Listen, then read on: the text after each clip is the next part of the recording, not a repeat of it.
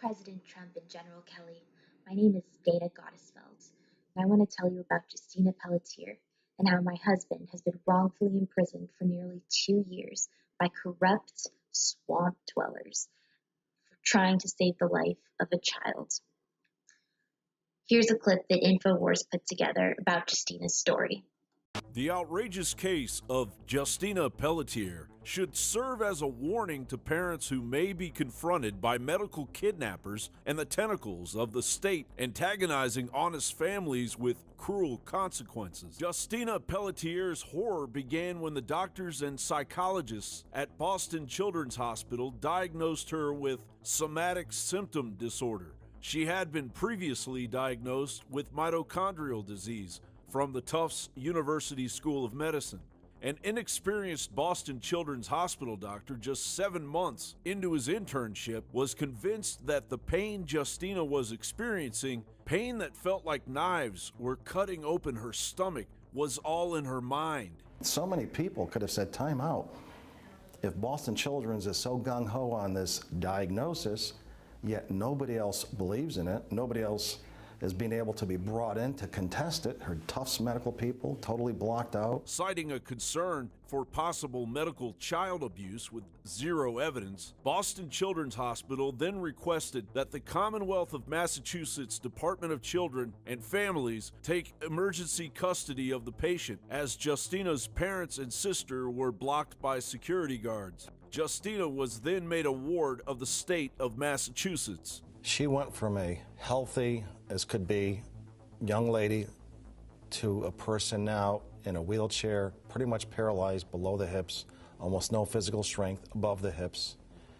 She has been totally medically abused. Justina was held in Boston Children's Hospital's psychiatric ward, Bader 5, from February 14, 2013 until January 2014. She was transferred to Wayside Youth and Family Support Network, a residential treatment center. Justina was literally being treated worse than prisoners in Massachusetts. It was then that the computer security expert and powerful activist fighting for the human rights of institutionalized children, Martin Gottesfeld, launched a cyber attack on Boston Children's Hospital for several days.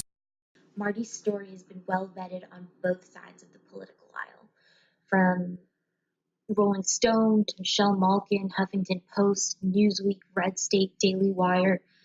It's a very well-established story. My husband Marty is a hero for trying to defend a child who was being tortured in a Harvard-affiliated hospital.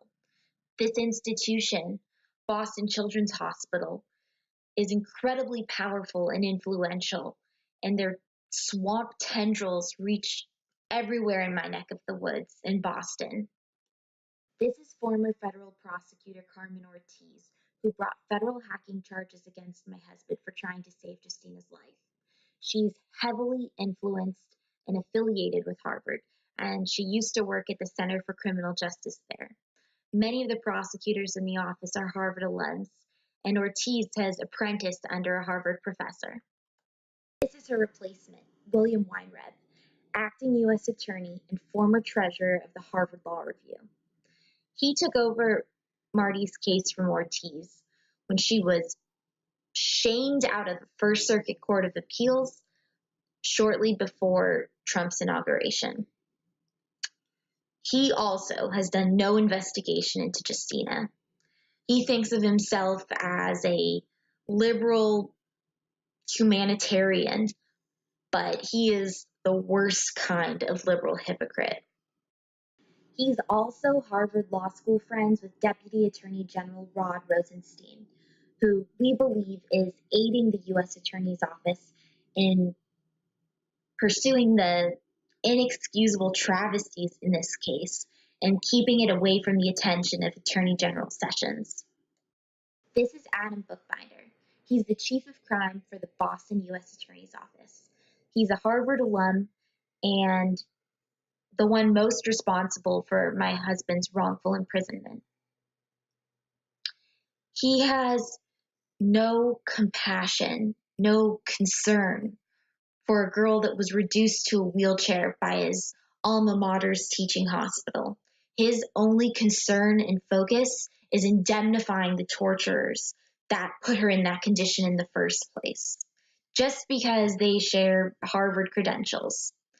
At Marty's latest hearing, I brought pictures of Justina, and Marty asked him to look at her, and he wouldn't. He wouldn't even look. This is Magistrate Judge Marianne Bowler. She worked at Harvard Medical School before becoming a judge, and her husband is a current professor there. Harvard Medical School, of course, oversees Boston Children's Hospital, the people that tortured Justina.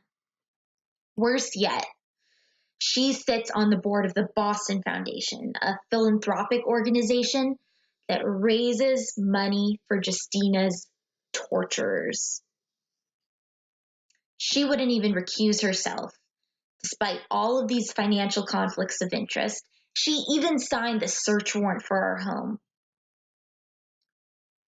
During closing arguments, at Marty's detention hearing, she wouldn't even let his attorney get out the first sentence before she ordered Marty remanded without bond, without possibility of bail. She has been repeatedly exposed by the New American and Red State. President Trump, you were elected to be the champion of the people and to drain the swamp. You were elected to protect kids like Justina and heroes like my husband. You were elected to drain the swamp so that Justina could have a civil rights investigation before the statute of limitations runs in February. And so my husband can finally come home. He should have never been in jail in the first place for protecting this child. The people that tortured and paralyzed Justina are the ones who should come to court with leg irons on. Martin faces up to 15 years in prison and is currently weeks into a hunger strike. However, Martin's noble deed did have the intended effect and brought the attention Justina needed. On April 17, 2014, 14 months into their saga with Boston Children's, Justina's family published one of the notes she had smuggled to them hidden in origami, saying staff hurt her all the time, deprived her of sleep, and more. In it, she asked people to please hurry. I saw her plea, and 3 days later, after months of other efforts to free Justina, Harvard-affiliated federal prosecutors say I defended her life by single-handedly knocking the $2 billion Harvard-affiliated hospital off the internet during its largest annual online fundraiser, costing Justina's torturers over $500,000 of the ill-gotten dollars they pocketed from Medicaid for paralyzing and nearly killing her.